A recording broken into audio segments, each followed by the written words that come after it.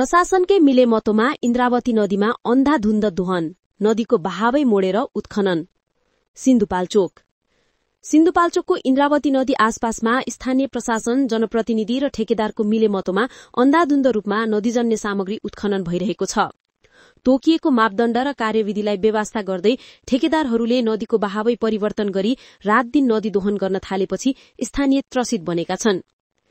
इन्द्रावती गाउँपालिकाले चालू आर्थिक वर्षका लागि 11 करोड़ 38 लाखमा इन्द्रावती 11 भीमटार क्षेत्रका नदीजन्य पदार्थ उत्खनन तथा बिक्रीका लागि ठेक्का दिएको थियो। तर ढुङ्गा, गिटी, बालुवा उत्खनन कार्यविधि 2077 ले नदीको बहाव नफेरिने र तोकिएको दूरीभित्र मात्रै उत्खनन गर्न पाउने उल्लेख भए पनि ठेकेदारहरूले मापदण्डको धज्जी उडाइरहेका छन्। नदीको बीचमै ह्युम पाइप, मोडियो नदीको बहाव। हाल इन्द्रावती नदीको बीचबीचमा ठूलो ठूलो हिउँ पाइप राखेर बहाव मोडेर सामग्री उत्खनन भइरहेको छ।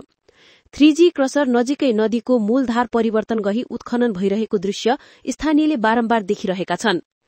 भीमटारका स्थानीय सुके माझी भन्छन्, रात दिन स्काभेटर चल्छ, नदी मोडेर मनपरी गरिएको छ, खेतबारीमा काम गर्ने मुस्किल छ।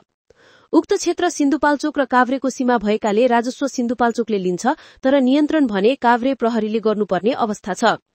जिल्ला प्रहरी कार्यालय काभ्रेका एक अधिकारी भन्छन्, नियन्त्रण सिन्धुपाल्चोकबाट हुनुपर्ने हो, सीमा क्षेत्रमा हामी एक्लैले कडाई गर्न सक्दैनौं। दुवै जिल्लाका निकायले एक अर्काले जिम्मेवारी थमाउँदै अनियमितताका बीच मौनता अपनाइरहेको स्थानीयको आरोप छ। जिल्ला अनुगमन समितिले उत्खनन सामग्री जाली राखेर ढुवानी गर्न नपाइने निर्णय गरेको थियो। तर स्थानीय भन्छन्, प्रशासनकै मिलेमतोमा राती राती जाली राखेर नै गाड़ीहरू सामान बोकेर निस्किन्छन्।